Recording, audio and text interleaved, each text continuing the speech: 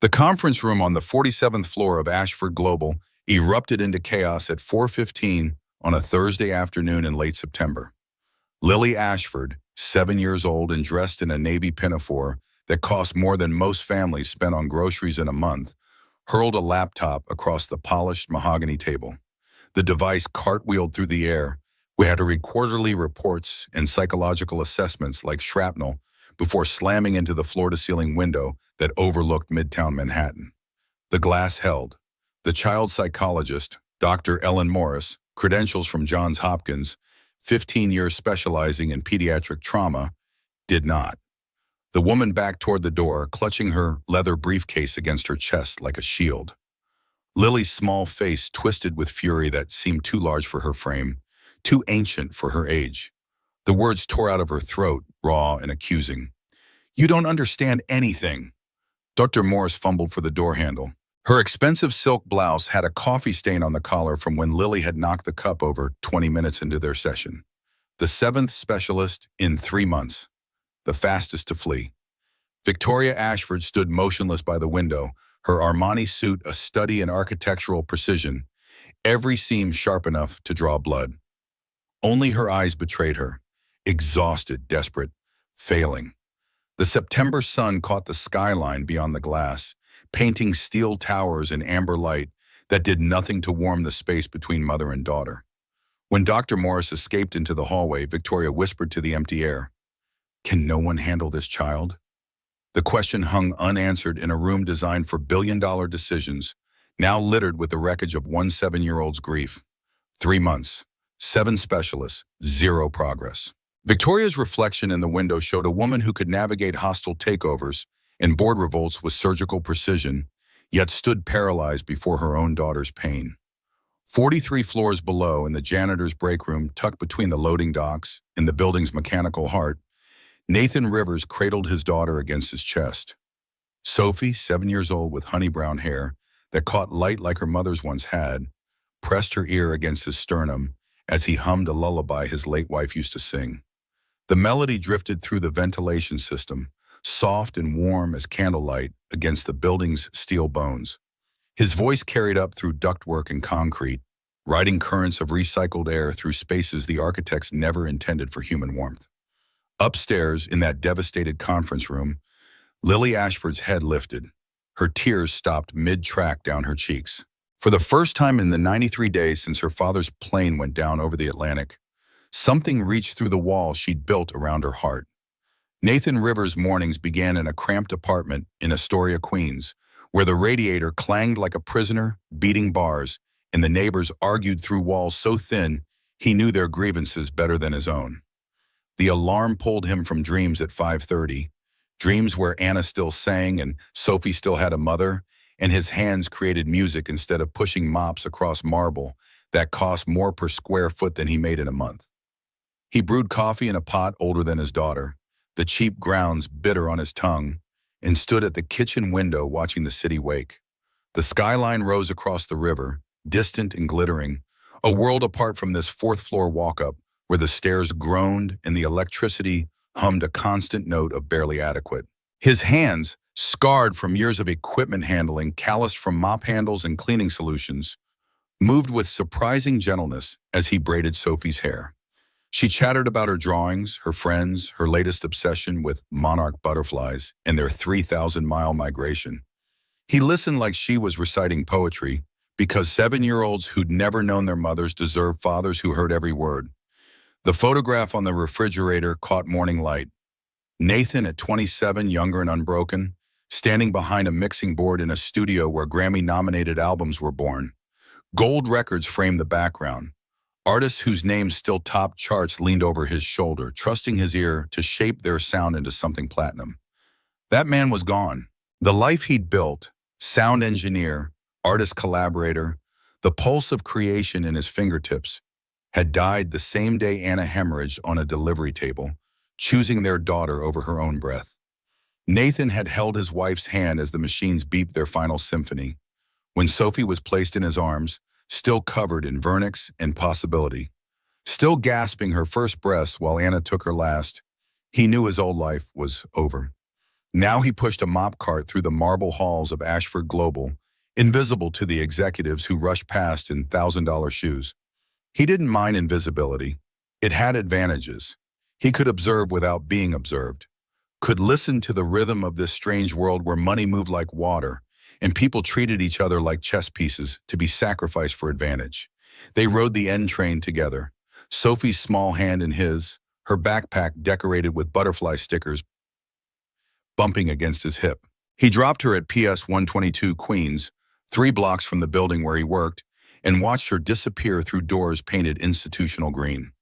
Then he walked to Ashford Global and descended to the basement where the facility's staff gathered, where men and women in matching uniforms maintained the infrastructure that kept the empire running.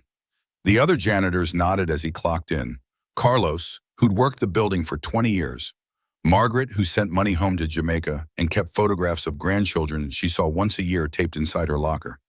They existed in the spaces between, cleaning boardrooms after midnight, emptying trash bins full of discarded ambitions and half-eaten lunches that cost more than their hourly wage. Nathan didn't judge. Judgment required energy he saved for Sophie. But sometimes, late in the evening when most staff had gone home and he mopped the executive floors alone, he heard piano music drifting down from somewhere above. Hesitant notes, repeated scales, the sound of someone learning. He'd pause, mop in hand, and close his eyes.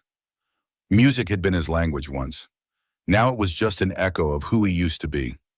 Victoria Ashford's mornings began in a penthouse overlooking Central Park, where silence was purchased by the square foot and maintained by staff who knew better than to speak unless spoken to.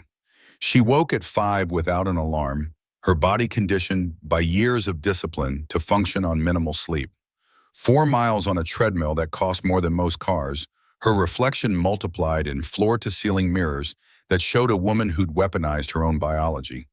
Excellent bone structure from her mother's side, disciplined eating, strategic investments in skincare and dermatology. 33 years old but could pass for 26. Beautiful, successful, absolutely alone. The rainfall shower in her bathroom never quite washed away the exhaustion that lived beneath her skin. By 7, she sat in her office reviewing reports that judged the fates of thousands of employees she'd never meet. She signed contracts that moved millions, fired executives who failed to meet targets, approved mergers that made headlines in the Wall Street Journal. Her assistant brought meals she barely touched. Her phone buzzed with messages she answered in clipped sentences that brooked no argument. She was brilliant, ruthless, capable of building revenue by 28% in 2 years, while competitors floundered, and utterly incapable of reaching the daughter who lived 3 floors above her office in a private suite designed by child psychologists who'd never met a problem they couldn't solve until they met Lily Ashford. Emily had been Lily once, bright-eyed, curious about everything, the kind of child who asked why clouds floated and whether birds dreamed. That child had vanished the morning Victoria's phone rang with news that James's private jet had experienced catastrophic mechanical failure over the Atlantic. No survivors, no remains recovered, just wreckage scattered across cold water, and a 4-year-old girl who'd watched her mother answer that call, watched her mother's face go white as winter, watched her father leave for London and never return.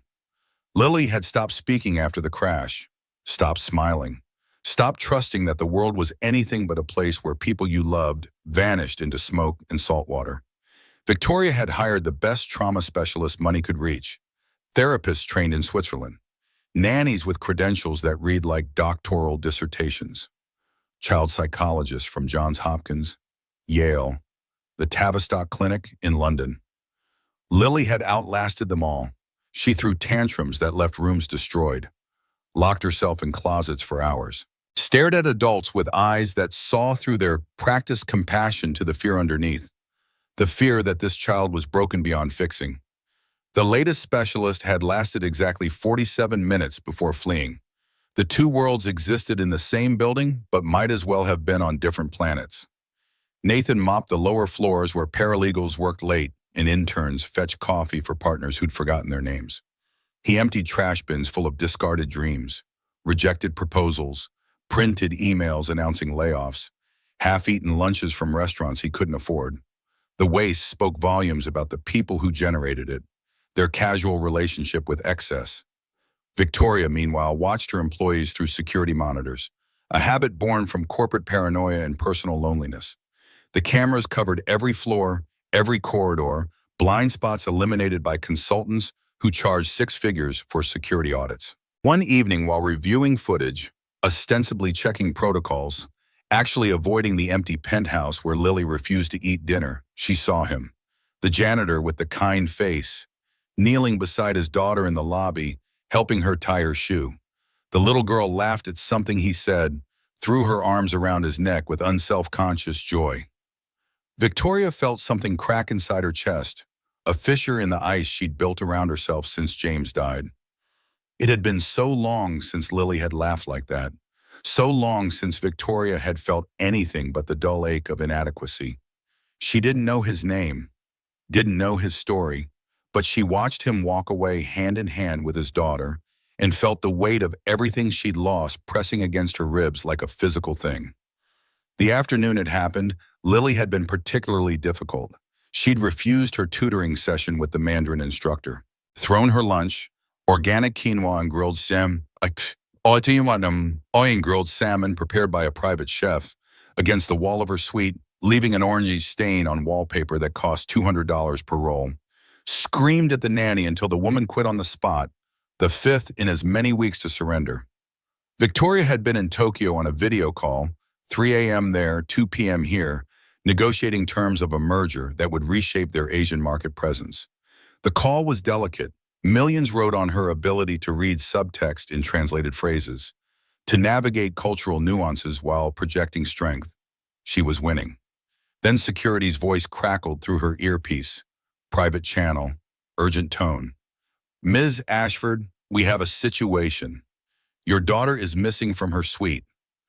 Victoria's stomach dropped like an elevator with cut cables. She muted the call, ignoring the confused expressions of the executives on screen. What do you mean, missing? The nanny stepped out after the incident. When she returned, Lily was gone. We're searching now. 40 minutes. That's how long it took them to find her. 40 minutes during which Victoria abandoned the Tokyo merger and tore through the building on foot, taking stairs instead of waiting for elevators, her heart a drum against her ribs. 40 minutes imagining every nightmare scenario. Lily on the street, Lily hurt, Lily gone the way James was gone, vanished into a world that took people without warning or mercy. They found her on the 12th floor, in the janitor's break room that wasn't supposed to be accessible to anyone outside facility staff. Security protocols, badge access, all the expensive systems Victoria had installed to keep her daughter safe, rendered useless by a 7-year-old who'd observed patterns and exploited blind spots with the strategic thinking she'd inherited from both parents. Lily had known the shift change happened at 6:15, had watched custodial staff enough to memorize the service elevator code, 9472, had chosen the 12th floor because the security camera outside the break room had been broken for 2 weeks, a maintenance backlog issue that now felt like criminal negligence. She'd slipped through the gaps in their expensive net with the ease of water finding cracks. Nathan had been organizing cleaning supplies when the door burst open. A small tornado in a designer dress rushed in, wild-eyed and feral, grabbing his mop like a sword. His first instinct was alarm. This wasn't his daughter. Who was this child? Where were her parents? But then he saw the look in her eyes. Not fear, curiosity. The same expression that Sophie got when she discovered something new. He didn't raise his voice or reach for her or do any of the things adults typically did that made children feel cornered. He just asked a question, his tone conversational, like they were equals. You want to help me clean? The girl stopped mid-swing, stared at him with enormous eyes, brown like autumn leaves, assessing. He pulled out a spray bottle and a rag, moving slowly so as not to startle her. This is the secret technique. You spray 3 times, no more, no less. Then you wipe in circles, counterclockwise. Very important, the direction. Clockwise doesn't work. He demonstrated, making it look like magic instead of menial labor. The girl took the rag, sprayed exactly 3 times, the sound sharp in the quiet room. Wiped in careful circles, her movements deliberate. For the first time in months, though Nathan didn't know this yet, she was following directions. Not because she was forced to, but because someone had made it sound like an adventure rather than a chore. Nathan heated water in the break room microwave, mixed in cocoa powder and a splash of vanilla extract the way Anna used to make it. Muscle memory, following a recipe his hands knew better than his head. He handed the mug to the girl, who wrapped small fingers around it like it was treasure. Then he did what he did best with Sophie. He talked. Not at her, not down to her, just talked. About his daughter, their morning routine, the book about monarch butterflies they were reading together, how the butterflies flew 3,000 miles guided by instincts they didn't understand but trusted anyway. The girl listened, perched on a folding chair, her legs swinging, a tiny smile playing at the corners of her mouth. When Victoria found them 20 minutes later, she was prepared to unleash fury. She'd run from the elevator, her heels striking the floor like gunshots, her breath short from stares and fear. But when she burst through the break room door, the words died in her throat. Lily was leaning against the janitor's shoulder holding a mug of cocoa, telling him about the piano piece she'd been practicing. Her voice was soft but clear, her expression peaceful in a way Victoria hadn't seen since before the crash. The janitor looked up, saw the CEO, and understood immediately. His expression shifted, not fear, not deference, just recognition of the moment's fragility. He gently shifted Lily upright, his voice kind. "Someone's here to take you home." Lily's face closed like a door, slamming shut. Victoria felt the familiar knife of failure twist in her gut, but something had changed. Lily looked back at the janitor as Victoria led her away, and that look said everything. She'd found something in that break room that all the money and expertise in the world hadn't provided. That night, Victoria couldn't sleep. At 2 a.m., she sat in her office and pulled up the security footage from the break room. Watched the entire encounter frame by frame. Watched this stranger, this janitor whose name she didn't even know, treat her daughter like a person rather than a problem. Watched Lily respond with trust instead of terror. And Victoria, who hadn't cried since James's funeral, who prided herself on emotional control that could freeze nitrogen, sat alone in her glass tower and wept. The next day, she did something unprecedented. She went to the basement level where the facility's staff gathered, a place she'd never visited in 8 years of running this company. Found him refilling his cleaning cart, looking tired but content. When she spoke, her voice came out harsher than intended, the CEO tone she couldn't quite turn off even when she wanted to.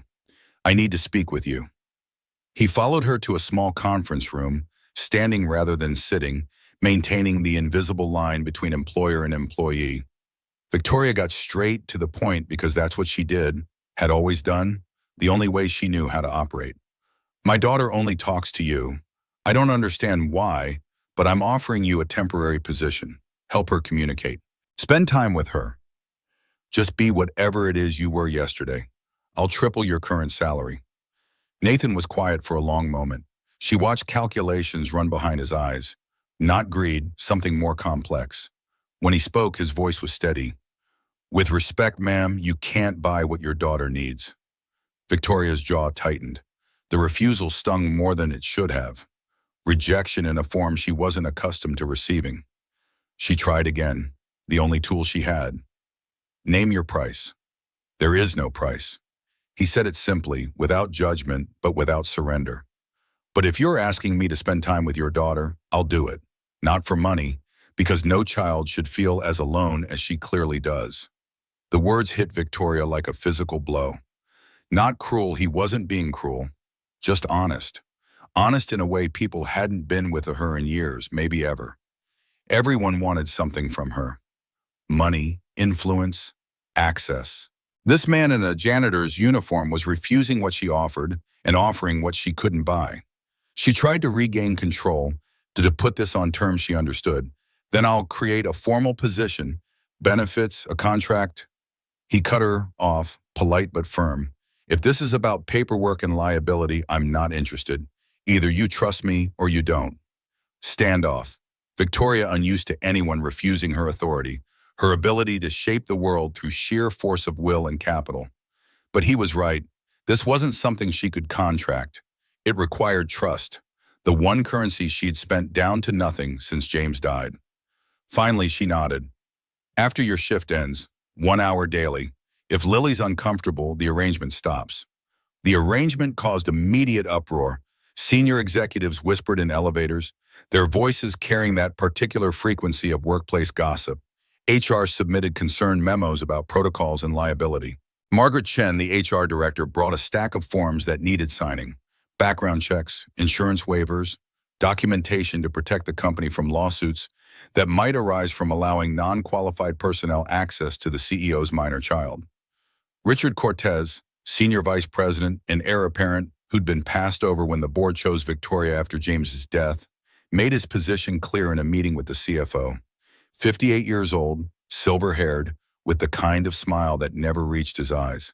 She's losing it, David. First, the Tokyo delay because she had to handle a family emergency, and now she's hiring the janitor to play therapist.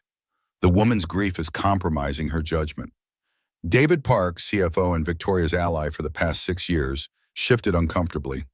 She's still delivering results. Revenue's up. For now, but board members are asking questions. How long before this affects the bottom line? Richard planted seeds carefully, positioning himself as concerned colleague rather than opportunist. But Nathan, mopping the floor outside that conference room, heard every word through the door they'd left ajar. Heard himself reduced to the janitor, his daughter invisible, his life a weapon being sharpened against the woman who'd asked him for help. Victoria overrode them all with the blunt instrument of her authority. She didn't explain or justify, just declared the arrangement approved and dared anyone to challenge her. They didn't, but the whispers continued, spreading through the building like mold in darkness. Nathan started coming to Lily's suite after his shift ended. No structured lessons, no therapy techniques from manuals written by people who'd never known real loss. He taught her to water the plants on the terrace, explaining how roots needed both water and air to breathe. Too much of either and they'd drown. He showed her how to organize her books by color, chaos into rainbow order, the satisfaction of visible progress. He brought his guitar, hadn't played it in 7 years, the case gathering dust in his apartment closet because music reminded him too much of Anna in studio sessions where they had fallen in love between takes.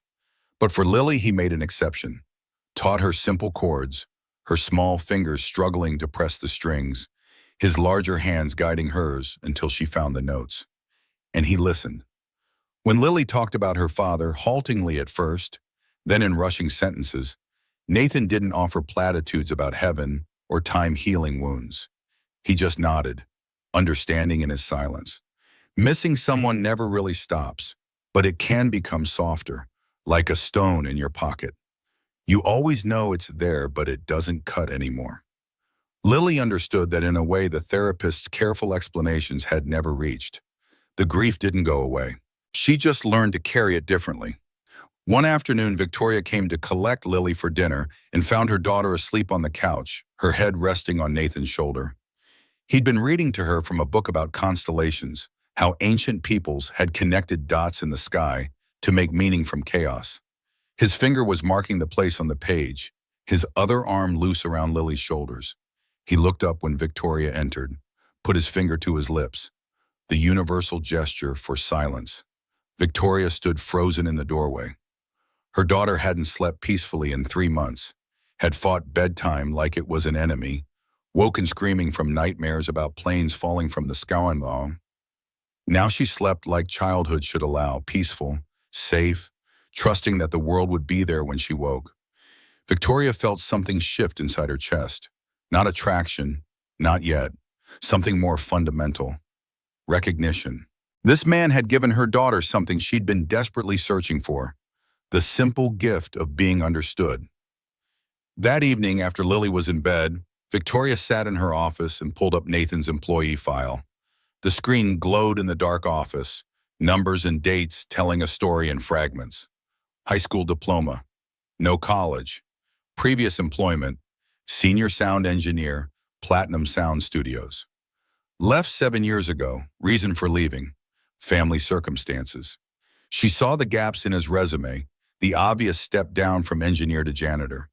Googled his name out of curiosity that felt like violation, but that she couldn't resist. Found articles from 8 years ago, rising star Nathan Rivers, the sound genius behind the Platinum Records. A photograph of him at 27, standing behind a mixing board with Grammy-nominated artists. Awards in the background, interview clips where he talked about music like other men talked about God. Then nothing. A cliff edge where his career fell into silence. She pieced it together. He'd left at the height of his success, right when his wife would have been pregnant or sick. Had sacrificed everything, fame, money, the work he clearly loved, for family, for love, for responsibility. Victoria compared it to her own choices. She'd built an empire, lost her daughter in the process. The contrast was painful enough to make her close the laptop and pour herself a drink she didn't finish. The whispers started small but grew like mold in darkness. The CEO was spending too much time on the 12th floor.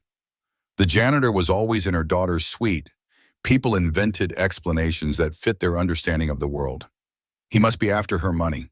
She must be having some kind of breakdown, reaching for comfort in inappropriate places. The gossip spread through break rooms and happy hours, gaining detail and venom with each retelling. It reached the board of directors within a week. 3 of them requested an emergency meeting, men in their 60s who'd known James, who'd voted Victoria into the CEO position because she'd proven herself more ruthless than any of them. They sat across from her in the boardroom, concern written on faces that had never shown her concern before. "This looks inappropriate, Victoria. Your judgment may be compromised." Victoria's voice could have frozen nitrogen. "My judgment built this company's revenue by 28% in 2 years.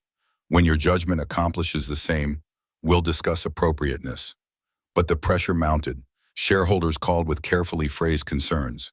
PR prepared crisis management strategies for scandals that hadn't happened yet, but that they could imagine with the precision of professional pessimists. Photographers from tabloids started lurking outside the building, hoping to catch something scandalous to sell to readers hungry for stories about the wealthy falling. Nathan heard about it from other employees, saw the looks he was getting from security, from colleagues who'd been friendly before and now avoided eye contact. One evening, he didn't show up to Lily's suite, or the next. By the 3rd day, Lily had stopped speaking again, the progress vanishing like it had never existed. Victoria found him in the parking garage about to leave, his old Honda Civic parked in the employees section far from the executive spaces where her Mercedes waited. She didn't care who saw, didn't care about protocols or appearances or what the board would say. She just walked up to him and spoke the truth. "You're leaving because of the rumors. I'm leaving because staying hurts your reputation. And maybe your daughter deserves better than a father figure who causes her mother problems." Victoria stepped closer. The parking garage smelled like oil and exhaust, fluorescent lights humming overhead, the sounds of the city muffled by concrete. "You did what dozens of trained professionals couldn't do. You reached my daughter. Don't you dare walk away because some bitter people can't understand that." Her voice cracked on the last word. Nathan looked at her and saw past the designer clothes and the authority to the desperate mother underneath, the woman who'd built walls so high she'd trapped herself inside them. "Please, she needs you." The last 2 words cost her everything. Victoria Ashford, who'd built an empire on never showing weakness, was begging a janitor not to leave. Nathan studied her face for a long moment, then nodded. "Okay, I'll stay." The night the storm hit, Emily was already on edge. The weather forecast had predicted severe thunderstorms, high winds, possible flooding. Everyone who worked with Lily knew what that meant. Her father's plane had gone down in a storm. Every crack of thunder was a trigger. Every flash of lightning, a traumatic reminder. Victoria canceled her evening meetings and stayed in the penthouse with Lily, watching her daughter curl into herself as the sky darkened. The first thunderclap sent Lily into a full panic attack, her small body rigid with terror, hands clawing at her own arms like she could tear the fear out through skin. Victoria tried to hold her, but Lily fought like a trapped animal, screaming, "The plane is falling! Daddy, the plane!" The on-call psychiatrist was 30 minutes away in traffic. Victoria tried techniques the therapist had taught. Count to 10, breathe deeply, ground yourself in the present, but nothing worked. Lily couldn't hear her, couldn't see her, was lost in a memory of the moment her world ended, reliving it with the vividness of trauma that never faded. Then Nathan appeared in the doorway, soaked from rain, still in his work clothes. He'd been leaving when the storm started, had known what it would do to Lily, and run back. Didn't ask permission. Just sat on the floor next to her and started counting. 1, 2, 3, 4. His voice was steady as stone, rhythmic as a heartbeat. Lily's eyes found his through her panic, desperate for an anchor. Breathe in for 4 counts, Lily. Listen to my voice. 1, 2, 3, 4. He matched his breathing to the counts, exaggerating the inhales and exhales so she could see his chest rise and fall. Slowly, impossibly, Lily's breathing began to match his rhythm. He started humming the lullaby from that first day, Anna's song, the melody carrying them both through the storm. Victoria knelt beside them, tears streaming down her face, and placed her hand over Lily's. The 3 of them stayed there on the floor as the storm raged outside. Nathan's voice steady as a lighthouse. Lily's panic gradually subsiding. Victoria's walls finally crumbling. When Lily finally fell asleep, exhausted and hollowed out, Nathan carried her to bed. Victoria followed, watching him tuck her daughter in with practiced gentleness, born from 7 years of solo parenting. In the doorway of Lily's room, Victoria whispered, "How did you know to do that?" "My wife used to have panic attacks during the difficult pregnancy. I learned." He paused, choosing words carefully. "Fear is just energy with nowhere to go. You have to give it a path." Victoria looked at him, really looked at him for the first time, not as an employee, not as a convenient solution to her problem, but as a person who understood pain and chose kindness anyway. The conversation happened late that night, after Lily was deeply asleep and the storm had passed, leaving the city washed clean and glittering. Victoria poured 2 glasses of whiskey, expensive stuff she usually saved for closing deals, and handed one to Nathan. They sat in her office, the city spread below them like scattered diamonds, 2 people who'd become accidental allies. "My husband was on a business trip to London. Private jet. They said it was mechanical failure." Victoria stared into her glass, the amber liquid catching lamplight. "I've read the reports 100 times trying to find someone to blame. There was no one. Just bad luck and worse weather." She took a long sip, the whiskey burning down her throat. "James was the dreamer. I was the operator. He'd have these wild ideas about charity initiatives and sustainable investing, and I'd figure out how to make them profitable. We were a good team." Her voice dropped. "And then one morning I got a call. Suddenly I was alone with a 4-year-old who watched her father leave and never saw him come back. Lily used to be so bright, curious about everything.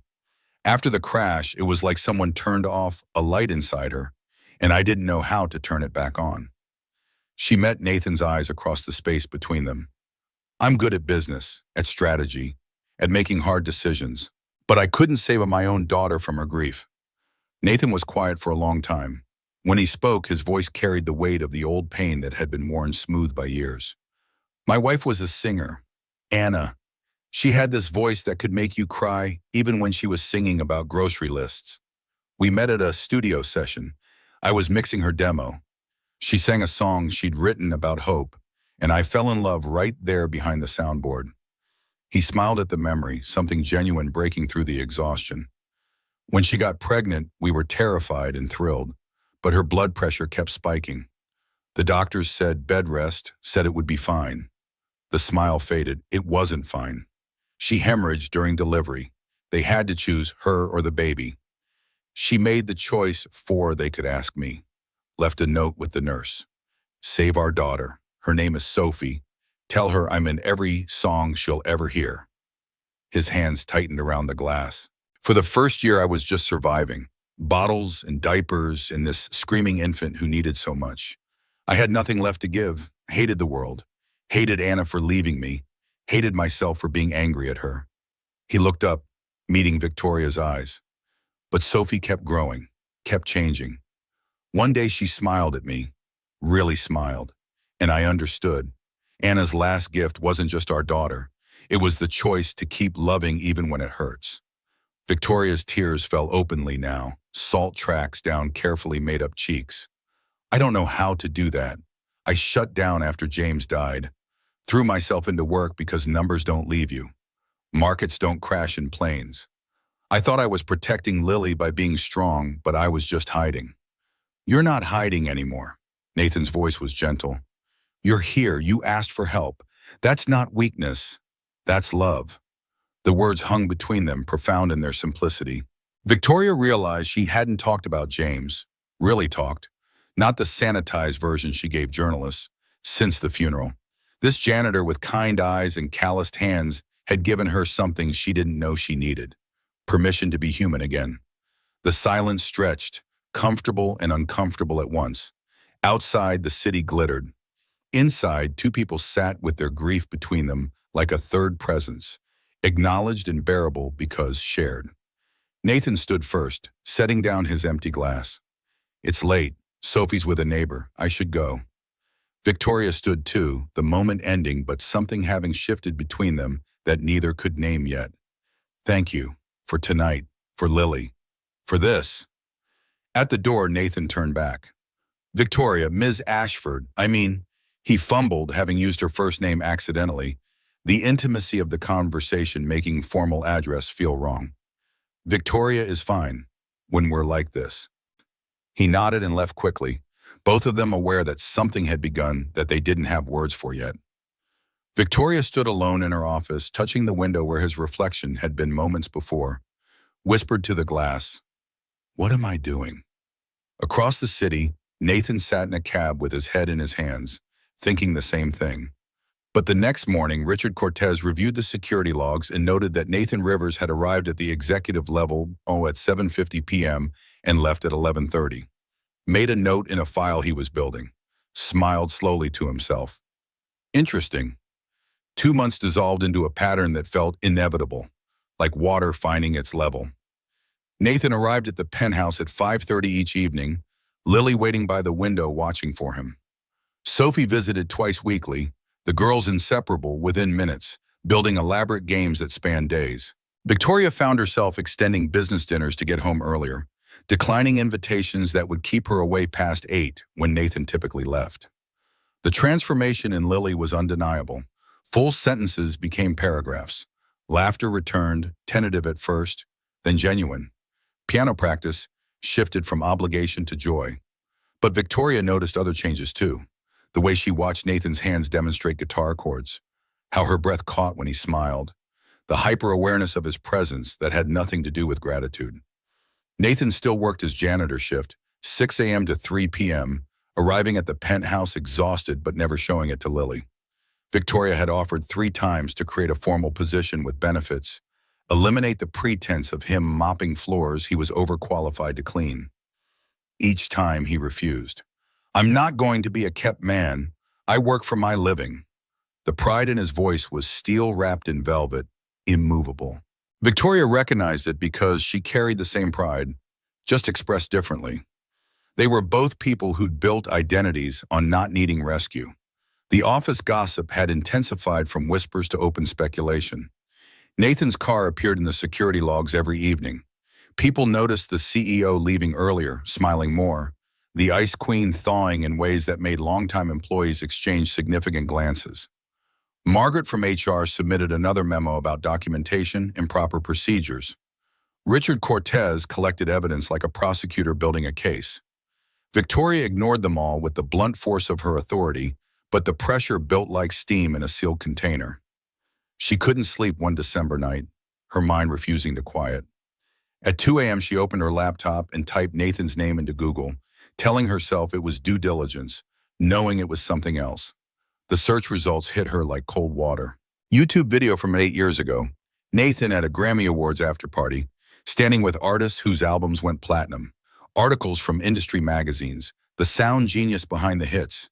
Interview clips where young Nathan talked about music with the passion other people reserve for religion. His hands moved as he spoke, shaping sound in the air, explaining how he captured the space between notes where emotion lived. She found their engagement announcement.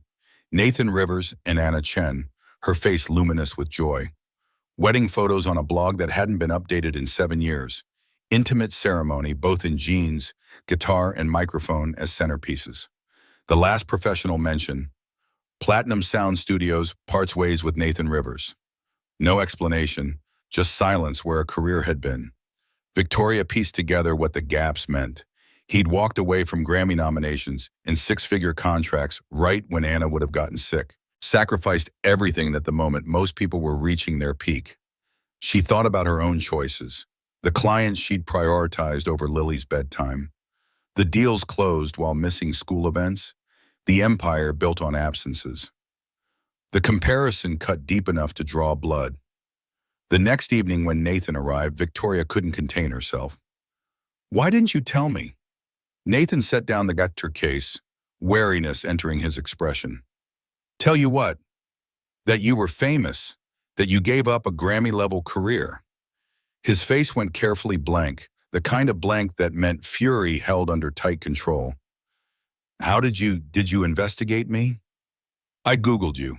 Public information." "No." His voice was quiet but hard as diamond. "You dug into my life.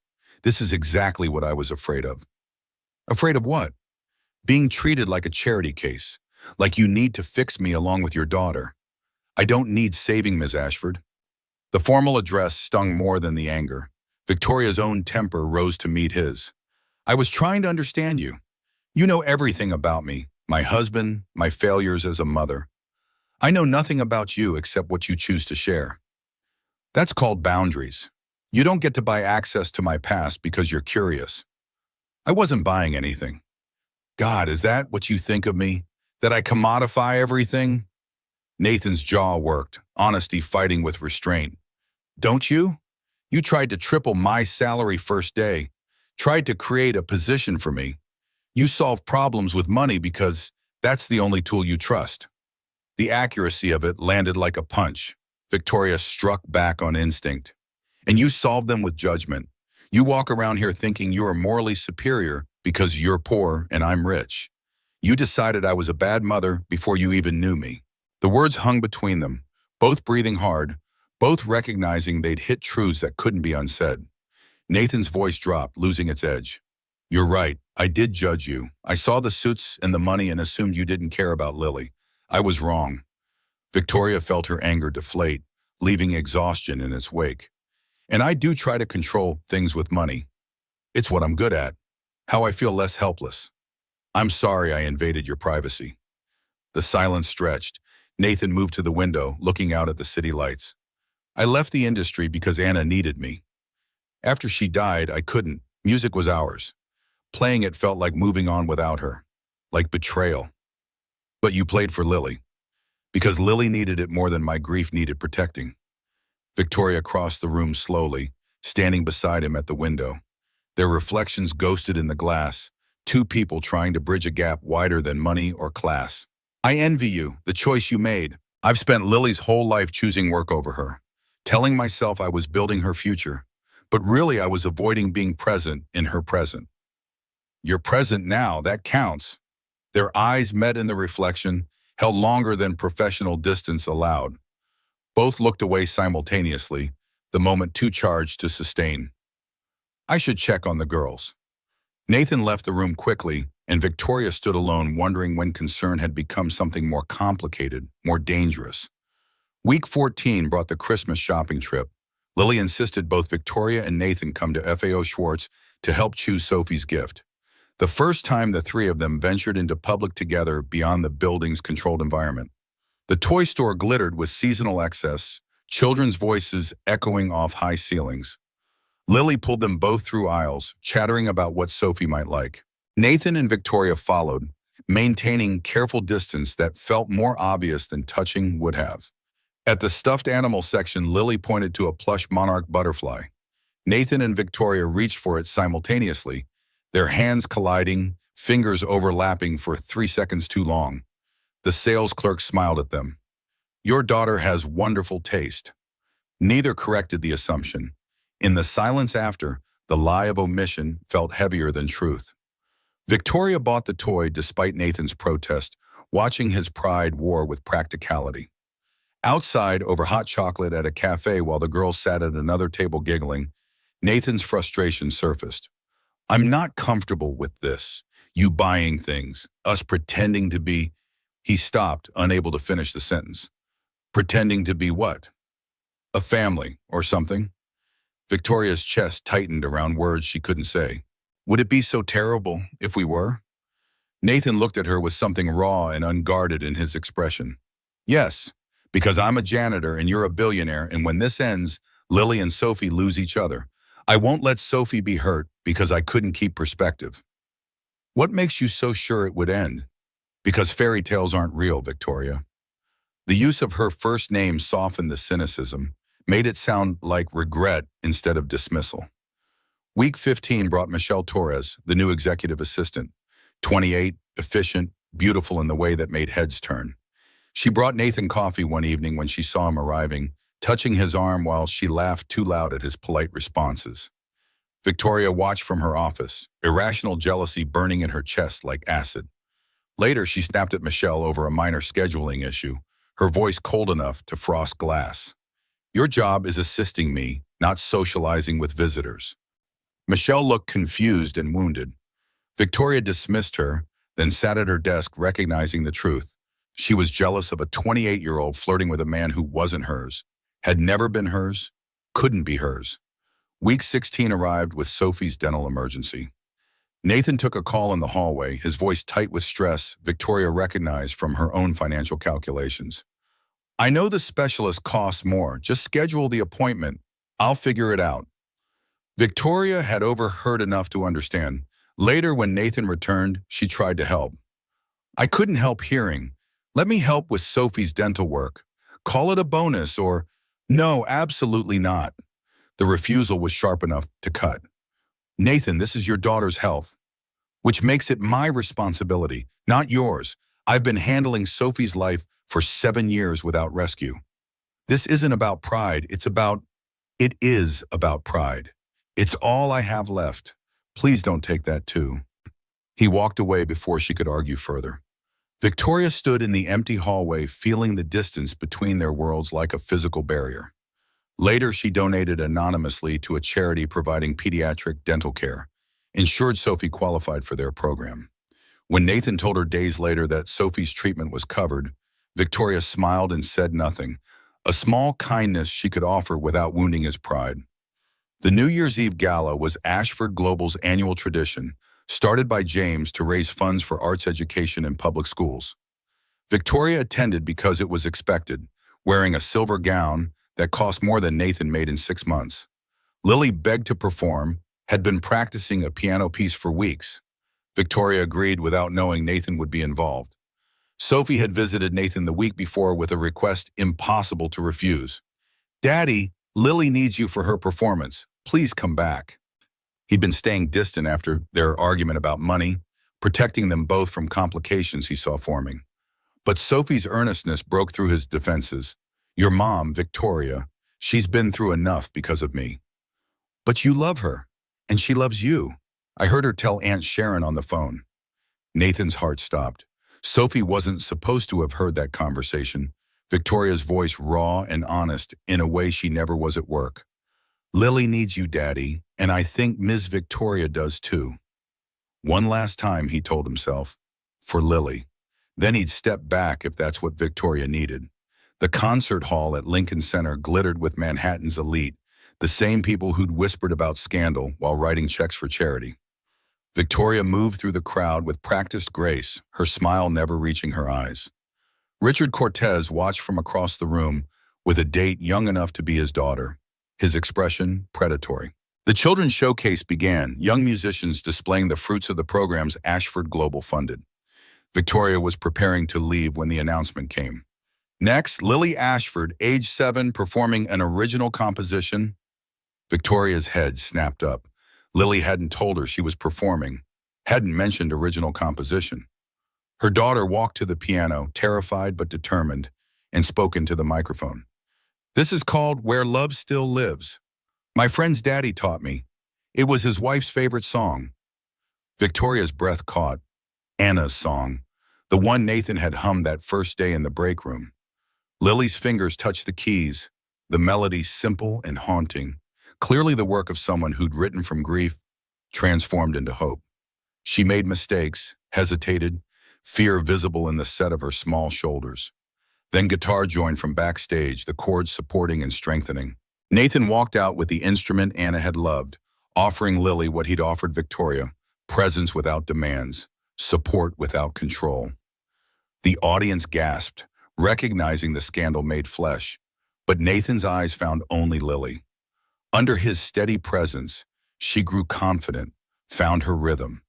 The music swelled with a beauty that transcended technique, the raw honesty of a child processing loss through art. Victoria's tears fell unchecked as Nathan shared the most precious piece of his grief to help her daughter heal. When the last note faded, silence held for one perfect moment before applause erupted. Victoria was already moving, walking down the aisle toward the stage while society watched. She didn't care about protocol or appearances or what the board would say tomorrow. Lily ran to her arms. Nathan stood with his guitar, expression unguarded for the first time, showing everything he'd held back. "Don't go." The microphone caught her words, broadcast them to the entire room. Nathan's jaw tightened. "Victoria, don't leave us. I don't care what people think. I don't care about the company or my reputation or any of it. You taught me how to be human again. Lily needs you." Her voice broke on the admission of her own need, the words she couldn't quite say in front of hundreds of witnesses. Nathan set down the guitar, crossed to her, aware of every eye watching, every phone recording. "Are you sure? Once this moment is public, there's no taking it back. The scandal gets worse. The pressure increases." Victoria cut him off. "I'm resigning in 6 months. Already decided. I'm starting James's foundation. Real this time. For kids who lost parents. Life's too short to spend in boardrooms when I could be making real difference." Nathan stared at her, this woman who'd just thrown away everything she'd built, and felt his own walls crumbling. "I choose this, I choose us. If you'll have me." But Nathan pulled back physically, putting space between them even as something in his chest cracked open.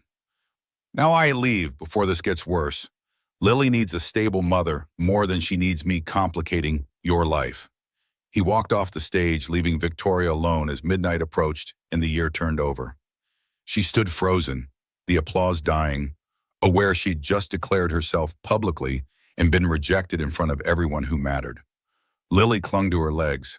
Sophie ran from backstage to join them, two little girls trying to hold together what adults were breaking. Victoria lifted her daughter, feeling the weight of her choice, and left through the side exit while cameras flashed, and Richard Cortez smiled like a man who'd just won a war he'd been fighting in shadows. Nathan didn't come to the penthouse the next evening, or the one after. He texted Victoria a message that felt like goodbye wrapped in kindness. "Need time. Still here for Lily if she needs me. But stepping back from daily visits." Lily asked for him every day, her confusion bleeding into regression. Not as severe as before Nathan, but the light had dimmed. Victoria respected his space while dying inside, knowing she'd pushed too hard, too fast, too publicly. 10 days later, the photograph appeared. A tabloid had captured them at the gala, Nathan and Victoria on the dance floor, faces inches apart, his hand at her waist, her eyes closed like a woman in prayer. The caption dripped innuendo, "Grieving widow finds comfort in building janitor's arms." The story was fabrication built on fragments of truth. Anonymous sources claimed the affair had been ongoing for months, that Lily was being used as cover, that employees had reported inappropriate conduct. The photograph went viral, shared across social media, with commentary ranging from romantic to vicious. Victoria's phone exploded with calls from board members, investors, PR consultants preparing for damage control. The company's stock dipped 3% on speculation about her stability. Major news outlets picked up the story, giving it legitimacy through repetition. Nathan became a target, reporters showing up at his apartment building, photographers following him to Sophie's school, colleagues who'd ignored him suddenly having opinions about his character and intentions. The worst came from within Ashford Global.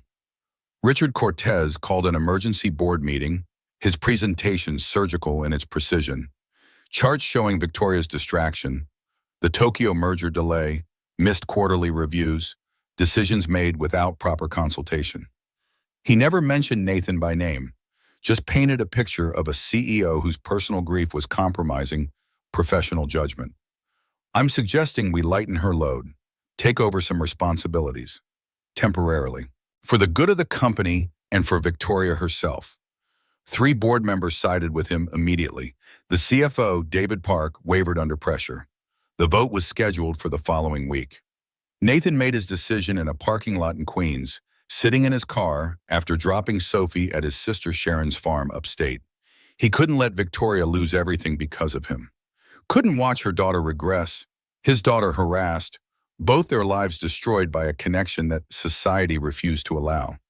He wrote a letter to Lily explaining that some people were scared of things they didn't understand, that she was stronger than she knew, that sometimes the bravest thing was letting go. Then he drove to Victoria's office at midnight when he knew she'd still be there, working because work was how she handled pain. She looked up when he entered, hope and fear warring in her expression. "I'm leaving, tonight, taking Sophie to my sister's place for a while." "No." The word came out sharp, desperate. "Running proves their narrative, Nathan. Staying destroys yours. You have to choose the company, or whatever this is between us, and you should choose the company. Lily needs a stable mother more than she needs me." He pulled an envelope from his jacket, the letter for Lily. "I wrote this for her. Explains I'm not abandoning her, that she's stronger than fear." He set it on her desk, the paper a white flag of surrender. "Victoria, I'm not in your world. I never was. You need to choose your empire or me, and you should choose the empire." "What if I don't want to choose? What if I want both?" Nathan's expression held such tenderness it hurt to witness. "Then you're braver than I am, because I can't watch you lose everything. I can't be the reason Lily loses her mother to scandal. I won't gamble with my daughter's future for my feelings." Victoria stood, came around the desk, close enough to touch, but not touching. "What about my feelings? Don't I get a say?" "Don't." His voice broke on the word. "Please don't make this harder. I'm in love with you too. There, it's said. Now what?" Nathan closed his eyes like the words were knives, finding gaps in armor he'd tried so hard to maintain. When he opened them, his decision was written in the set of his jaw. "Now I leave before we both make choices we can't take back. Before this destroys everything you've built. Before our daughters pay for what we want." He walked to the door, stopped with his hand on the frame. "I'm not running. I'm protecting everyone, including you." Then he was gone, leaving Victoria alone in her office, overlooking a city that suddenly felt empty, despite 8 million people breathing the same air. She picked up the envelope, felt the weight of his goodbye, and understood that loving someone sometimes meant letting them make choices that broke your heart. 6 weeks passed like a wound that wouldn't close, each day bleeding into the next with the particular ache of separation chosen for protection rather than indifference. Nathan worked construction on his brother-in-law's crew upstate, framing houses in February wind that bit through work gloves and canvas jackets. $15 an hour cash, paid at week's end, enough to contribute to Sharon's household and buy Sophie's school supplies, but not enough to rebuild the life he'd left behind in Queens.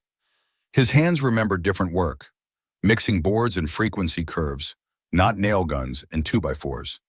The muscle memory of creation versus the repetitive labor of construction. At night, his fingers ached from hammer strikes and cold, a different pain than the cramping he'd gotten from long studio sessions, but pain nonetheless. Sophie adjusted with the resilience children carry like invisible armor, making friends with her cousins, charming Sharon's neighbors, excelling in the small-town school where being new made her interesting rather than suspect. But every morning she asked the same question. "When are we going home, Daddy?" Nathan had stopped promising soon because he didn't know if home existed anymore, or if he'd destroyed it by running. The apartment in Queens was gone, lease broken, furniture in Sharon's storage barn.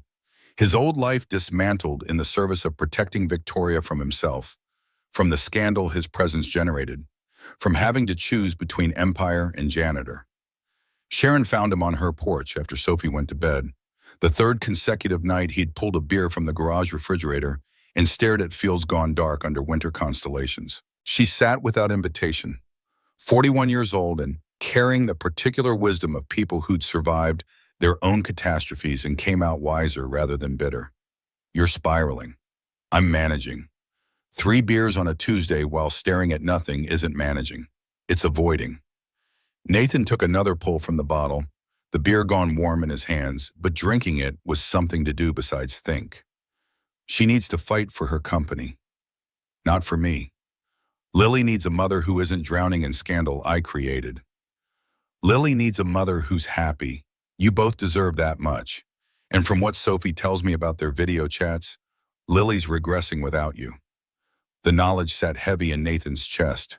He'd written letters, two so far, trying to explain to a 7-year-old why adults made promises they couldn't keep, why sometimes love meant leaving, why the world was complicated in ways that defied the simple logic of a child's heart. The letters felt inadequate even as he mailed them. Sharon pulled her jacket tighter against the cold. My ex-husband left when the kids were young, came back a year later begging forgiveness. You know what changed my mind? Not his words, his actions. He'd gotten therapy, joined an AA, actually addressed the things that made him run, showed me changed behavior, not promised change. I didn't run because I'm broken. I ran to protect her. You ran because you were scared. Of the scandal, of not being enough, of her choosing her empire over you. So you made the choice for her. Took away her agency in the name of protection. The accuracy of it stung worse than the cold. Nathan stared at distant lights from neighboring farms, processing truth he'd been avoiding. What if I go back and she's moved on? Built walls I can't get through? Then at least you tried. But Nathan, from what Sophie says, Victoria's not moving on. She's fighting. For the company, for Lily, for the foundation she's planning. Maybe she's fighting for you too, and you're just not there to see it. Nathan finished his beer in silence, Sharon's words settling into the space where certainty used to live. The letter arrived on a Tuesday, delivered through Victoria's assistant with the careful formality of someone trying not to intrude. Lily read it sitting cross-legged on her bedroom floor, the paper creased from multiple foldings, ink slightly smeared where Nathan's hand had dragged across words before they dried. She read it once, then twice, then carried it to Victoria's home office where her mother reviewed depositions for the shareholder lawsuit that opportunistic attorneys had filed, sensing blood and water. Victoria looked up from legal documents dense with accusations and saw her daughter holding that envelope like it contained the secrets of the universe. Why did Mr. Rivers leave? Victoria removed her reading glasses, buying time to formulate an answer that was true without being crushing. Because people were saying cruel things. He thought leaving would make my life easier. But he promised he'd stay. He told me he wasn't going anywhere. The betrayal in Lily's voice cut deep. Victoria had no defense that wouldn't compound the wound, so she tried a different truth. Sometimes adults make promises intending to keep them, then circumstances change in ways they didn't anticipate. It doesn't mean the promise was a lie. Lily's expression hardened with an anger Victoria recognized from mirrors, from board meetings where someone tried to manipulate her with careful language. That's what grown-ups say when they mean they change their mind. He changed his mind about us. The simplicity of that accusation landed like a stone. Victoria pulled Lily into her lap, this 7-year-old who'd learned too young that the world took people without warning and that promises were fragile things easily broken by fear. He left because staying made my life complicated. People were saying terrible things about both of us. He thought leaving would protect us from scandal. That's stupid. We're supposed to protect each other. That's what families do. Out of the mouths of children came the wisdom adults spent years forgetting through compromise and calculation. Victoria held her daughter closer, breathing in the shampoo-clean smell of her hair, feeling the weight of every choice that had led them here. You're right, it is stupid, and I'm going to fix it. The words felt like a promise and a commitment and a declaration of war against fear all at once.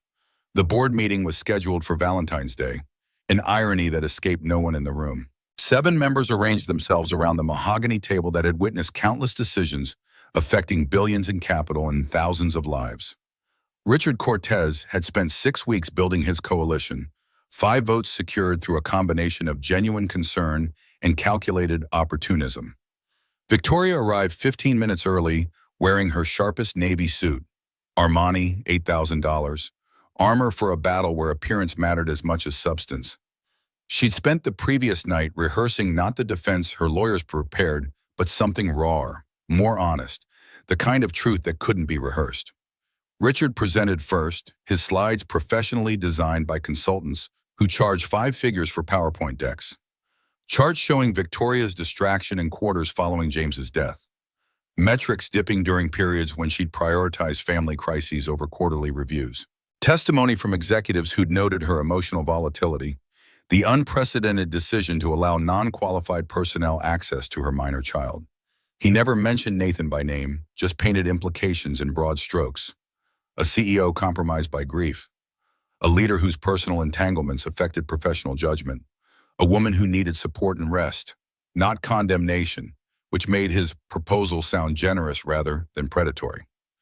I recommend a 6-month leave of absence. Victoria retains her board position, her equity, her voice in major decisions. I serve as interim CEO. We stabilize the company while allowing our colleague to heal from trauma that would break anyone.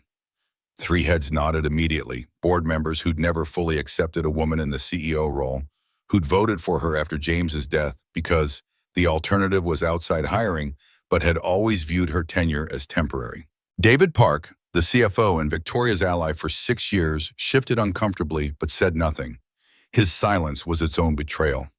Victoria's turn came with her career balanced on the edge of a decision already half made. She stood without notes, abandoning the prepared defense her attorneys had crafted over billable hours, speaking instead from the place Nathan had taught her to access. I've led this company through my husband's death, a pandemic that shut down global markets, 2 corrections that wiped out competitors, revenues up 28% under my tenure, customer retention 94%, highest in our sector, employee satisfaction at record levels despite industry-wide turnover. She met each board member's eyes in turn, holding their gaze until they looked away. Richard presents metrics showing distraction. I present metrics showing results. You want to remove me, not because I've failed this company, but because of whom I spent time with. Not performance failures, not fiduciary breaches, personal judgment about my private relationships. Her voice dropped into the register she used when negotiations reached their final stage.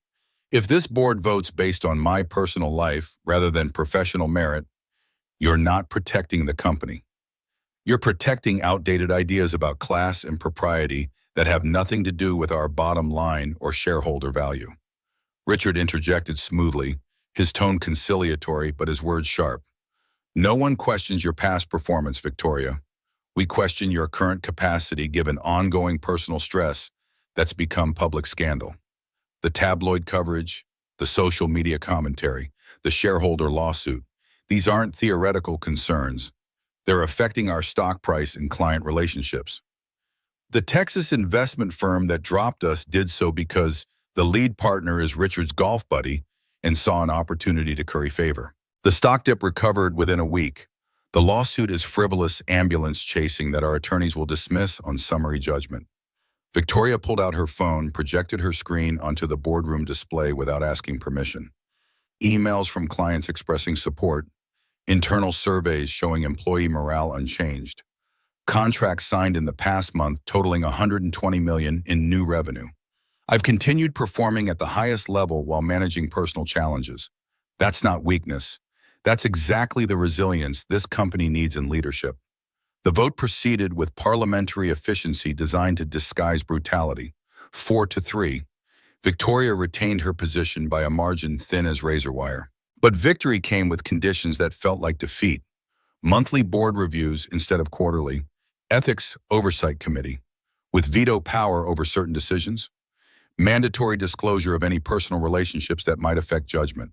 She'd won the battle and lost autonomy, kept her title while having her authority neutered by men who couldn't forgive her for being human while female, for needing help while powerful, for loving someone their prejudices said she shouldn't. Richard smiled graciously in defeat, already calculating his next move. David Park couldn't meet her eyes when the meeting adjourned. Victoria returned to her office and closed the door, leaning against it in the silence of her glass tower, and understood that winning this fight meant losing something more important than a corporate title. She sat at her desk and opened a new document, typed 8 words. Letter of resignation, Victoria Ashford, Chief Executive Officer. Stared at them for 10 minutes while Manhattan glittered below, indifferent to one woman's crisis of priority and purpose. Then she started writing. The resignation would be effective in 6 months. Enough time to transition leadership and protect the company she'd built from the chaos of sudden departure. Not Richard. The board would hire from outside, someone without the baggage of internal politics and failed coups. But not her either. Not anymore. She spent the next 2 weeks researching foundations for grieving children, programs that helped kids process trauma through art and music and community. James had dreamed of this before the Atlantic took him, had talked late at night about using their wealth for something more meaningful than quarterly earnings. Victoria would build it in his memory and Anna's, for Lily and Sophie and all the children who'd learned too young that love didn't guarantee permanence. The decision felt like shedding skin she'd outgrown, painful in the way growth always was, liberating in ways she hadn't anticipated. She told no one yet, not the board, not her attorneys, not even Lily, just researched and planned and felt something like hope beginning to displace the emptiness that had lived in her chest since James died. The Children's Arts Gala invitation arrived with the weight of obligation and the ghost of better times. Annual event, Lincoln Center, raising funds for public school music programs. Victoria had hosted for 8 years, first alongside James, then alone after the crash. Declining would generate questions and speculation. Attending meant facing society's judgment in person rather than through tabloid filters. She almost didn't go. Then Lily mentioned wanting to perform, having registered 3 weeks prior through the program director, forging Victoria's signature on the permission form with the practiced hand of a child who'd learned to navigate adult systems through necessity. You registered to perform? When were you planning to tell me? I'm telling you now. Sophie and I wrote a song. We want to share it. The partnership between the girls had survived Nathan's departure through video chats and determination. Sophie upstate and Lily in Manhattan, but refusing to let geography sever what they'd built. Victoria should have been monitoring those calls more closely, should have known they were planning something. But grief and board fights and lawsuit depositions had consumed attention she used to reserve for her daughter. What's the song about? About finding family when you're not looking. About love being stronger than rules people make up about who belongs with who. About being brave enough to choose what matters. The lyrics, clearly written with the adult guidance, Nathan's guidance, were less children's a composition than manifesto. Victoria recognized the message aimed at her, the 7-year-old's attempt to push her mother toward courage that felt increasingly impossible. I'll be there, I promise. She kept that promise 3 weeks later, wearing burgundy instead of her usual black, a small rebellion no one would notice, but that felt significant. Lincoln Center glittered with Manhattan's elite, smaller crowd than previous years, some donors declining with transparent excuses about schedule conflicts. The price of scandal measured in empty seats and withdrawn checks. Richard Cortez attended with a date young enough to make Victoria wonder if he'd learned nothing from observing her destruction, or perhaps had learned exactly the wrong lessons. He watched her with the particular satisfaction of someone who'd won without having to fire the final shot, content to let scandal do his work while maintaining plausible deniability. The children's showcase began with a violin prodigy from the Bronx, followed by a jazz ensemble from Harlem, who played with the unself-conscious joy that money couldn't teach. Victoria prepared to leave after fulfilling her hosting obligations, her presence documented by photographers who'd capture her attendance without scandal for the first time in months. Then the program director approached, concern creasing her professionally pleasant expression. Ms. Ashford, your daughter is our closing performer. I assumed you knew. Victoria's heart kicked against her ribs like something caged trying to escape. Lily's performing tonight? She registered weeks ago, listed you as guardian approval. Before Victoria could process the implications, the announcement came through speakers designed to fill every corner of the concert hall. Our final performer, Lily Ashford, age 7, presenting an original composition. Victoria's daughter walked onto the stage wearing the navy dress from that first terrible therapy session, altered now to fit her growing frame, transformed from symbol of struggle to declaration of progress. Lily sat at the piano, hands trembling slightly, and spoke into the microphone with a voice that carried despite its softness. This is called Where Love Still Lives. My friend's daddy taught me. It was his wife's favorite song. She died giving birth so my friend could be born. The song is about how sometimes people leave, but the love doesn't. It just finds new places to live, new people to hold it. Victoria's vision blurred. Lily's fingers found the keys. The melody Nathan had hummed that first day in the janitor's break room, transformed through months of practice and a child's interpretation into something that carried both heartbreak and hope. She played with small mistakes and hesitations, the imperfection making it more honest than any polished performance could achieve. Then guitar joined from the wings, chords wrapping around Lily's melody like arms around a frightened child. Nathan walked onto the stage carrying the instrument Anna had loved, dressed in slacks and a button-down shirt that weren't quite right for Lincoln Center, but were clearly the best he owned. His eyes found Lily first, steadying her with his presence, then drifted to Victoria in the third row. Everything he'd held back showed in that glance. Loneliness and love and fear that had driven him away, and courage that brought him back. Lily's playing grew stronger with his support, finding confidence she'd lacked alone. The music swelled beyond technical proficiency into raw emotional honesty that commanded attention through vulnerability rather than polish. Then Lily sang, her voice high and clear over piano and guitar, words she must have written with Nathan's help because they carried his philosophy transformed through a child's hope. When the sky turns dark and the world feels cold, there's a light that stays, a hand to hold. In the space between the notes we play, love still lives. It finds a way. Through the grief and through the years, through the silence and the tears, what we build is what remains. Love still lives beyond the pain. The song built to a crescendo that shouldn't have worked structurally but succeeded emotionally, then resolved into gentle resolution that felt like peace after storm. The last note faded into silence that held for 3 perfect seconds, the audience collectively holding breath, before applause erupted with the particular intensity of genuine emotion rather than polite obligation. Victoria was already moving, abandoning her seat and walking down the aisle while society watched and camera phones recorded. She didn't care about protocol or appearances or what Richard Cortez would say to board members tomorrow. Lily saw her coming, finished her bow, and ran into Victoria's arms with the force of a child who'd been holding too much inside for too long. Nathan stood stage left with his guitar, expression completely unguarded for the first time since that night in Victoria's office when he'd chosen protection over presence. His face showed everything now, the weeks of missing them, the fear that he'd stayed away too long, the hope that maybe courage wasn't too late.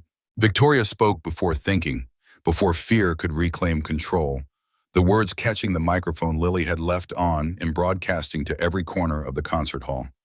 "Don't go, not again." Nathan's throat worked, swallowing words that wouldn't come.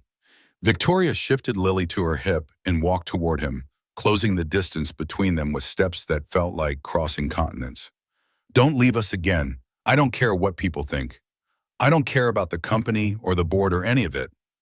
Her voice carried to the balconies, to the cameras, to Richard Cortez, whose expression shifted from satisfaction to concern as he recognized the narrative escaping his control. "You taught me that showing up matters more than status. That presence is worth more than any empire. Lily needs you. I need you. Please stay." Nathan set his guitar down with careful precision, buying seconds to process what she was asking in front of hundreds of witnesses and countless more who'd see this on social media within the hour. He crossed to her, stopping close enough to touch but not touching, hyper-aware of every eye watching, every phone recording. "Are you sure? Victoria, once this moment is public, there's no walking it back. The scandal intensifies. The pressure increases. Your board just gave you conditions." She cut him off with truth she'd been rehearsing in empty offices and sleepless nights. "I'm resigning. 6 months, already drafted the letter. I'm starting James's foundation for real this time. For kids who lost parents too young.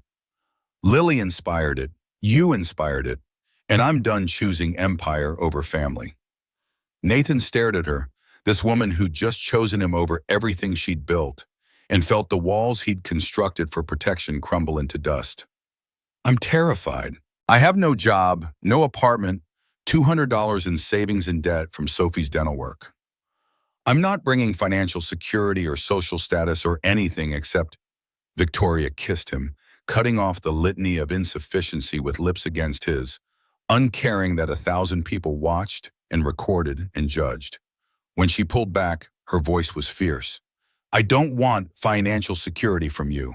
I want you to teach our daughters that love matters more than money, that character matters more than status, that being present is worth more than being powerful. Our daughters, you said our daughters. They've been ours since the break room. We were just too scared to admit it. Nathan pulled her close with one arm, the other reaching for Lily, the three of them forming a unit on the stage while applause built from scattered individuals to collective roar. Sophie appeared from the wings where she'd been waiting with Sharon, launching herself at the group with 7-year-old enthusiasm. 4 people on the stage, 2 broken families choosing to become something new. The applause was deafening, some genuine, moved by the raw honesty of the moment, some scandalized, witnessing the CEO publicly choosing the janitor. All of it irrelevant to the people at the center who heard only each other. Richard Cortez left through a side exit, his careful campaign reduced to ash by a public declaration he couldn't spin. 3 board members who'd supported Victoria smiled with genuine warmth, recognizing courage where others saw scandal. The moment crystallized into permanence through cameras and social media, but the people living it noticed only each other and the choice they'd just made in full view of the world. Backstage, away from microphones and witnesses, Nathan found his voice again. I meant what I said. I'm not bringing anything practical. Sharon's letting us stay with her until I find work, but I don't know how long that'll take after being blacklisted. Sophie needs stability. I can't promise. Victoria placed her fingers against his lips, stopping the spiral. We figure it out together. That's what partners do. You handle daughters and music and teaching me how to be human. I handle logistics and foundation building and unlearning corporate thinking. We combine what we're each good at. What if I'm not good enough? What if the girls need more than I can give? They need you to show up. Everything else is secondary. Sophie's voice carried from the green room where Sharon was supervising. Daddy, Lily wants to show me something. Can we go to the roof garden? Nathan looked at Victoria, asking permission he didn't quite need but wanted because they were building something new that required different rules than the ones they'd lived by before. Go. I need to make a few calls anyway. Let the board know about my resignation before they see it on social media. You're really doing this. Leaving the company. I already left in every way that matters. The resignation just makes it official. They stood close in the narrow backstage corridor, the sounds of the gala continuing beyond the walls, their daughters' voices echoing from somewhere above. Nathan traced the line of Victoria's jaw with one calloused finger, the gesture both tender and claiming. I love you, in case the public declaration didn't make it clear. It was fairly obvious, but hearing it never gets old. He kissed her again, softer this time, a promise rather than proclamation, then went to find their daughters while Victoria pulled out her phone and composed the text that would change everything. 6 months passed like water finding its level, each day settling into patterns that felt inevitable once chosen, but had seemed impossible from the other side of fear. The foundation consumed Victoria's transition period from Ashford Global, the work of building something from vision into functioning reality more challenging than managing an established empire. She'd underestimated everything. The complexity of nonprofit regulations and grant applications, the difficulty of hiring staff who believed in mission over salary, the skepticism from donors who wondered if this was vanity project from a failed CEO or genuine commitment. The first 3 months brought more rejection than success, more doubt than confidence, more nights when Victoria questioned whether walking away from corporate power had been courage or foolishness. Nathan worked construction through spring while interviewing for positions he was overqualified for, but that no one would hire him for because scandal clung like smoke. The blacklist was real and comprehensive, industry whispers spreading faster than corrections. He contributed what he could financially, his pride chafing against Victoria's practical insistence that they pool resources, that marriage meant sharing burdens, not tracking who owed what. They married in April at City Hall, paperwork and promises witnessed by Sophie and Lily and Sharon, who cried happy tears. No registry, no reception, just dinner at a Brooklyn restaurant where the pasta was homemade and the staff didn't care about social position or tabloid history. Small because intimate mattered more than impressive. Meaningful because chosen rather than performed for benefit of others. The foundation finally found its footing in month 5 when a New York Times feature writer did a deep dive on their programming, interviewing families whose children had been helped, documenting outcomes with the kind of rigor that separated legitimate nonprofits from tax shelters. The article ran front page of the Metro section, accompanied by photographs of Nathan teaching guitar to a boy who'd lost his mother and Victoria meeting with school administrators about program expansion. Funding followed credibility. Grants from established foundations who valued evidence over reputation, individual donors who'd been waiting to see if commitment survived initial enthusiasm. By month 6, they employed 12 people and served 80 children across 2 boroughs. Small measured against New York's needs, but significant to the families they touched. The official opening came on an August morning that smelled like late summer and possibility. The building was a brownstone in Park Slope, purchased and renovated with Victoria's capital and Nathan's labor, transformed from vacant property into spaces designed for healing. Art therapy rooms with north-facing light, music studio equipped with recording technology, Nathan had specified down to cable length and acoustic treatment, counseling offices staffed by therapists who'd survived their own losses and understood that grief was a country with no map. Victoria arrived at 7 because old habits died hard, wearing jeans and a foundation t-shirt instead of Armani, her hair pulled back in a ponytail, makeup minimal. She looked younger than her corporate photos, less polished, infinitely more real. Nathan was already in the music studio running sound checks, his expertise finally employed in service of something that mattered rather than just paid bills. The first children arrived at 9, shy and skeptical, accompanied by parents who carried the particular exhaustion of people managing their own grief while trying to support their children's.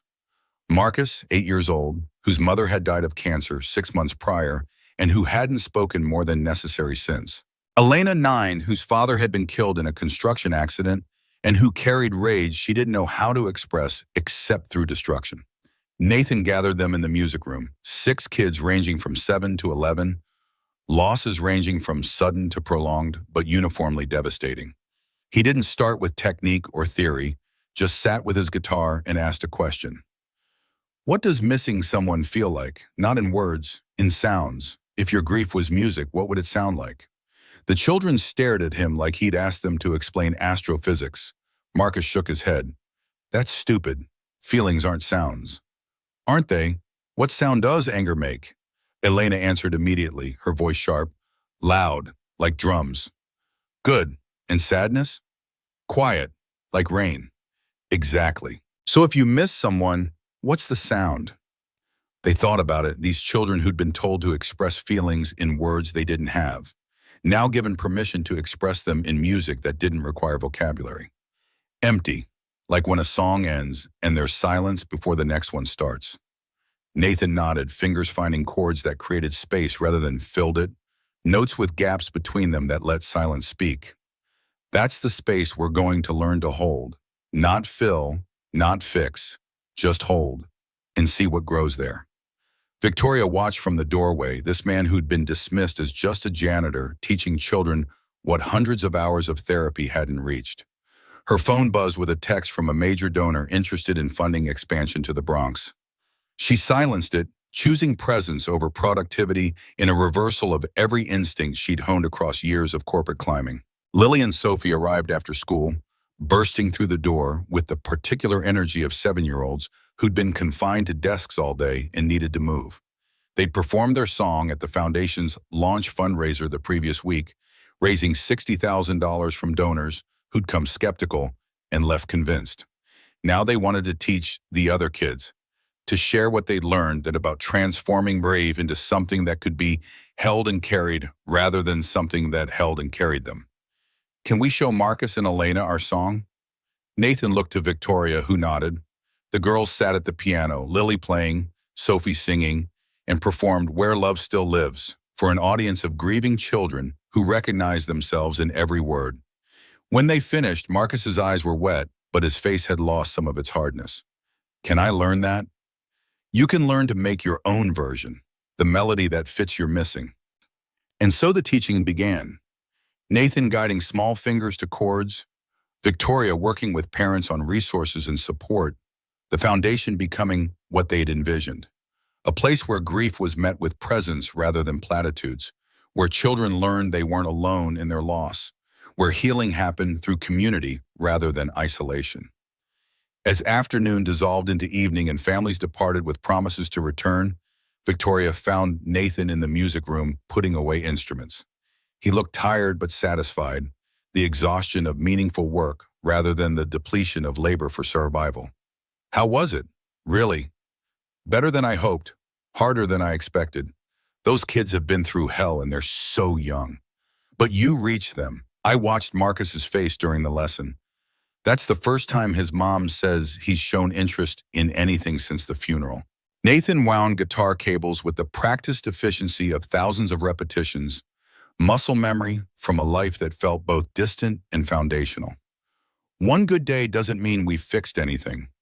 Grief isn't a problem with a solution. It's a condition you learn to live with. I know, but you're teaching them how. That's more than anyone else has done. He crossed to her, wrapping her in arms that smelled like guitar strings and the particular sweat of physical work. They stood together in the empty studio while Brooklyn moved around them. Two people who'd found each other across an impossible distance and chosen to build something meaningful from their combined brokenness. I love you, our weird, complicated, imperfect life. It's pretty good, isn't it? It's everything I didn't know I needed. Above them, through the brownstone's old windows, Sophie and Lily's laughter carried from the roof garden where Sharon supervised their play. Two girls who'd lost parents and found each other, who'd brought broken adults together through their need for healing, who represented the future the foundation existed to serve. Victoria thought about the board meeting where she'd defended her choices, the empire she'd walked away from, the scandal that had seemed insurmountable until she'd chosen to walk through it rather than around it. Thought about Nathan's courage in returning, in risking rejection publicly, in choosing love over the safety of distance. Thought about James and Anna, whose deaths had created the grief that brought everyone together, whose memory lived in the foundation's name and work. The greatest act of courage wasn't climbing higher, she'd learned. It was being willing to meet someone exactly where they were and build something beautiful from there. Not despite the brokenness, but because of it. All the shattered pieces forming something new and stronger for having been broken and choosing to heal together.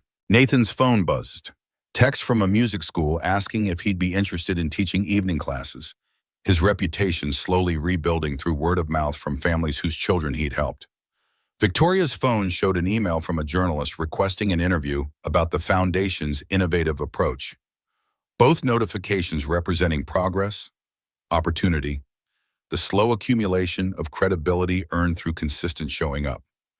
But they ignored the phones, choosing instead to stand together in the studio's fading light, holding each other while their daughters played above, and the foundation they'd built prepared to serve children who needed exactly what they'd found: community in grief, hope in presence, and the revolutionary understanding that love survived loss by transforming rather than ending, by finding new vessels to hold it, new hearts willing to risk breaking in service of connection.